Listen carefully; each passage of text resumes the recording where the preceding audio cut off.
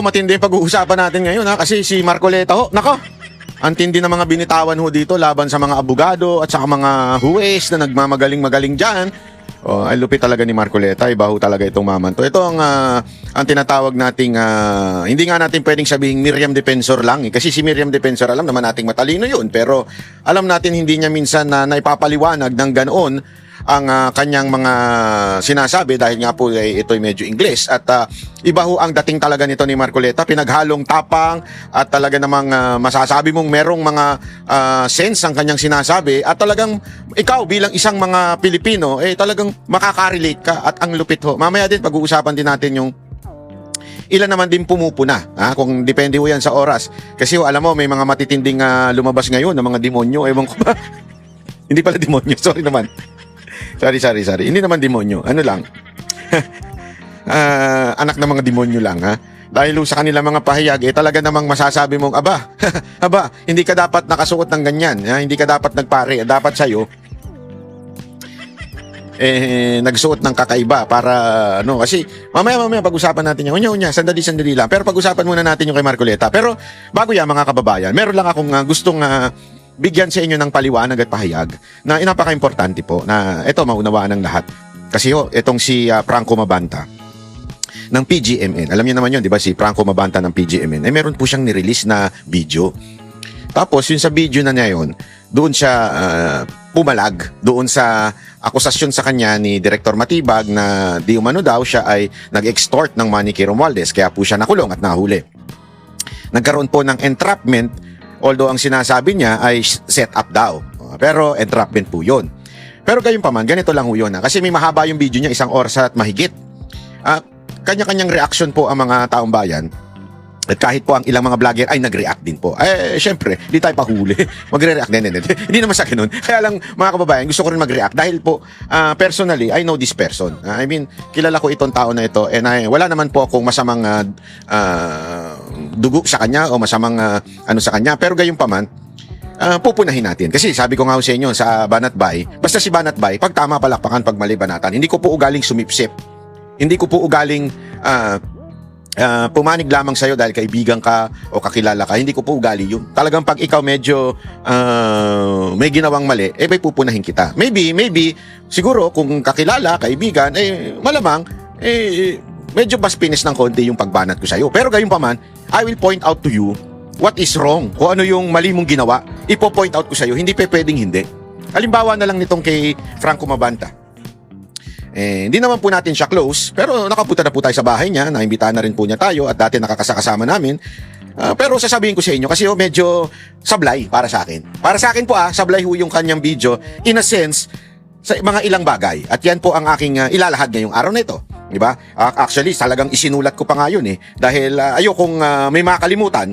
At akin pong sasabihin sa inyo. Una, itong video na to, kailangan maintindihan natin ng context. Ano po ang context nitong video na ito? Itong video na po ito ay after niyang makalaya nung siya po ay nahulit nakulong because of extortion. Okay? At ang isa sa mga lagi niyang paulit-ulit na binabanggit ay si Romualdez. To be honest with you, there is nothing new. Yung mga sinasabi niya, walang bago doon. Pero ang isang kapuna-puna ay number 1 ay paulit-ulit niyang inililigtas si Bongbong Marcos. Na gayon pa man ay alam naman ng bawat isang Pilipino na ang budget ng Pilipinas ay nagsisimula sa kanya, sa executive branch. Sila ang gumagawa ng budget. Ini-edit lamang o sabihin na natin yan po ay inaayos, binabalangka sa Kamara at sa Senado. Pero ako mas gusto ko yung term na ini-edit. Bakit? Parang sa video, di ba, ini-edit, tinatanggal, binabawasan, dinadagdagan, nilalaksan, doon nilalakihan ng budget. So ini-edit lamang sa Kamara. Gayong pa man, okay sana na kung ini-edit sa Kamara tapos after nun, batas na. Yeah? Hindi ho Hindi ho. Pagkatapos po nun, re-reviewin ng presidente at pipirmahan ng presidente. So the final say pagdating sa budget ay ang presidente. Kaya hindi mo pwedeng sabihin walang kinalaman ng presidente sa matinding korupsyon na nangyari nung mga nakaraang budget at pinaulit-ulit pa. As a matter of fact, as in PAK, as a matter of fact, mga kababayan, isang malaking iskandalo doon. Actually, 2 yung nakita kong iskandalo doon Number 1 yung sa PhilHealth. Yung pagtanggal ng budget at nilipat. Although naabsuelto na ombudsman, si Recto, Dahil alam naman po natin na kanila ang ombudsman. But it doesn't mean walang katiwaliang nangyari doon para sa akin. Ito yung opinion ko lamang. Bakit to kanyo? Mantakin mo tanggalin yung budget doon, ilipat sa iba? Una yon. Ang tanong, may kagagawan ba si Romualdez doon? O kagagawan yon ng mismong direct na tauhan ng Pangulo? At I don't think that he would sign it without knowing it. Is he fucking stupid or is he fucking high? Sorry for the term ha, ginagaya ko lang yung kanyang video. Franco Mabanta na pa English. Sorry, tanggalin ko na nga yun. Delete, paki-delete na lang yan. Dahil kasi may sabi ng iba, banat ba, lakas-lakas ng boses mo. Pag nanonood kami ng video, tsaka nakikita sa maririnig ng mga bata. Pasensya na, hindi na ulitin. sorry naman.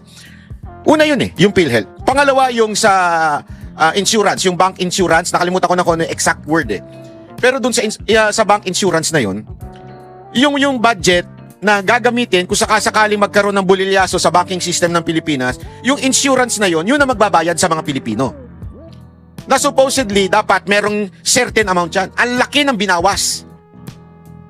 Kaya nga, ang tanong ng mga taong bayan, kung nagkaloko-loko ang bangko, paano kami babayaran? Kasi labag sa batas yung ganun. Sobrang binawasan. Again, the question is this. Kagagawad ba ni Romualdez yun?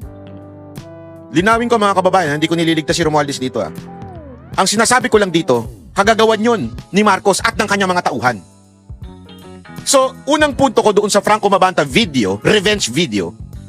Bakit ko tinawag na revenge video? Revenge lang yun kay Romualdez. It's not really for Marcos. Inililigtas niya si Marcos, paulit-ulit niya sinasabi that Marcos is a good man. And I can see what he is doing. You know what? Sumisip-sip siya kay Marcos. Ang tanong, dahil ba gusto mong maabsuelto sa iyong kaso? Kaya ka sumisip-sip at hindi mo dinadamay si Marcos at si Romualdez lang ang binabanatan mo ng todo-todo? Yes, totoo yung mga sinabi mo na kay Romualdez, yung mga korupsyon na pinagbibintang mo. Ako naniniwala din ako doon. Ang taong bayan naniniwala doon. Kasi alam na namin yan As a matter of fact, paulit-ulit na nga namin sinasabi yan sa aming mga vlog at sa social media, paulit-ulit na lumalabas yan. Hindi ikaw ang unang nagsabi niyan. Na what you are claiming dun sa video na yun. Pero sobrang pagliligtas ang ginawa niya kay Marcos doon. That's my first opinion and first observation doon sa video na yun. Sobrang niligtas niya si Marcos. Sobrang sumisip-sip siya kay Marcos. For what reason? Your guess is good as mine. Yun. Di ba? Dahil gusto mo maabsuelto sa kaso mo? Ay ako nagtatanong lang. Pangalawa, yung video na yon is entirely out of anger and revenge to Romualdez. As a matter of fact, meron pa siya dong 5 points paano babawian si Romualdez. Kung paano i-dedicate yung PGMN para bawian si Romualdez. Walang problema. Banata mo ng banata si Romualdez. As a matter of fact, isa yan sa mga culprit ng mga kaso ko. Hindi man siya direktang nagkaso sa akin, pero according to what I heard from my source, siya ang may gustong magkakaso sa akin. Kaya hindi ako papanig dyan. Pero yung video mo, it's really entirely a revenge to Romualdez because Romualdez napakulong ka. What is wrong with that? For me, there is really masasabi nating hindi maganda o sobrang tindi ng galit mo ay hindi maganda dahil po baka mag-imbento ka na lang. So sa madaling salita, ganito yon.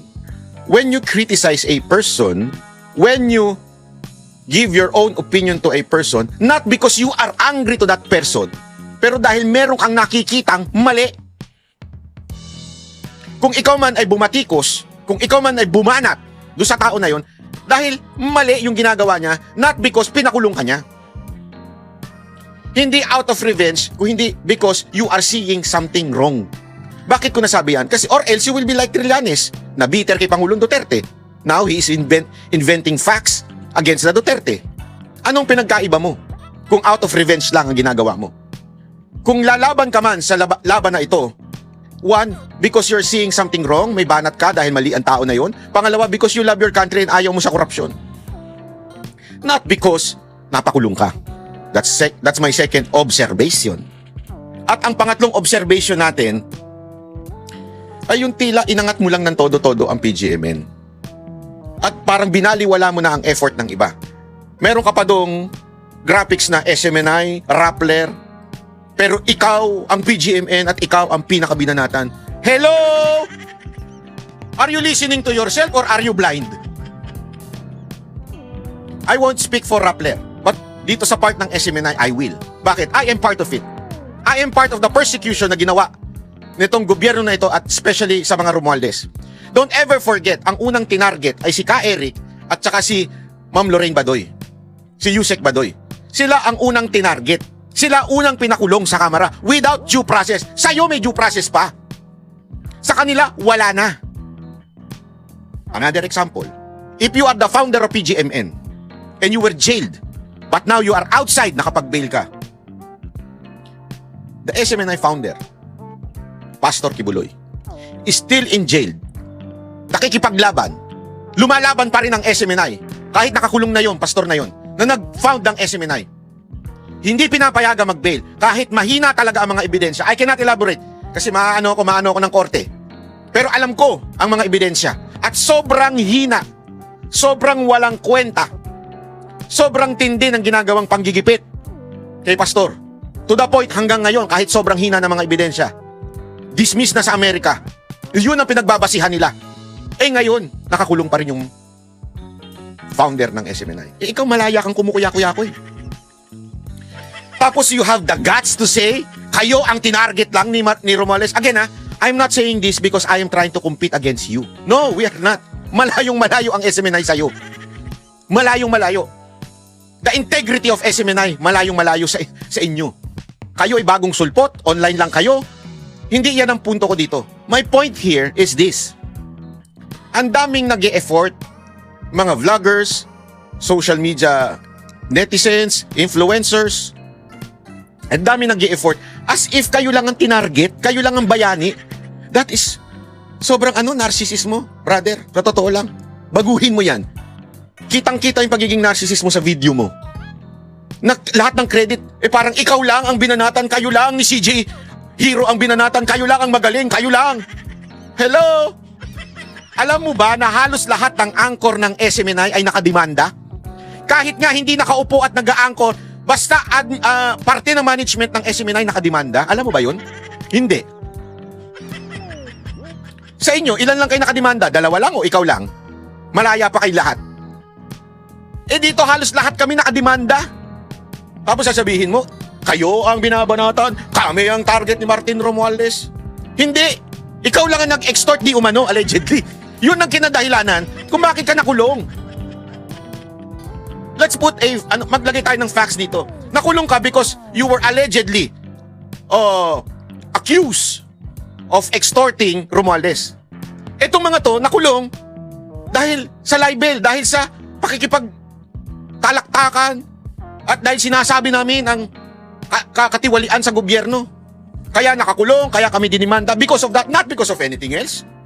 Not because we try to extort Romualdez. Walang ganun. And again, I am not saying this because pinaglalaban ko lang ang SMNI. No. Kasi kahit nga po kami, okay, mga vloggers, mga mali talaga yung style mo na as if akala mo ikaw lang nakikipaglaban. Wag ganun. Sa totoo lang, ako nga. Magdiretsuhan na tayo. Maghanap ka sa YouTube. Iba kasing Facebook. Ang Facebook madaling anuhin yan eh. Maghanap ka ng totoong vlogger na mas mataas pa sa views at engagement ng Banateros. O wag na lang ako. Pero kung gusto mo, sige, gamitin mo na lang ako. Maghanap ka. Pero nakita mo bang nagyabang kami? O particular ako. I cannot speak for others. Hindi ko naman nababantayan ng lahat ng post nila. For me, narinig mo ba ako nagsabing, ako lang nakikipaglaban? Hindi. As a matter of fact, I don't see myself as the one. I don't. Kasi hanga ako doon sa mga nagrarally, nasa karsada. Hanga ako doon sa mga vloggers na nasa kalsada na I cannot do. Pero ikaw, parang ikaw lang talagang nakipaglaban? Huwag ganun. Alam mo, huling taong ganyan, Si Thinking Pinoy. Nung panahon ng mga Duterte, as if siya lang ang pinakamagaling. Siya lang ang nakikipaglaban. Kita mo, lumipat din. So what do I mean? Huwag mo itsaperahin yung ibang tao. Ako, I'm not fighting for SMNI. I'm fighting for every vloggers na nakikipaglaban. Kahit nga hindi vloggers kahit yung mga nagsasalita lang.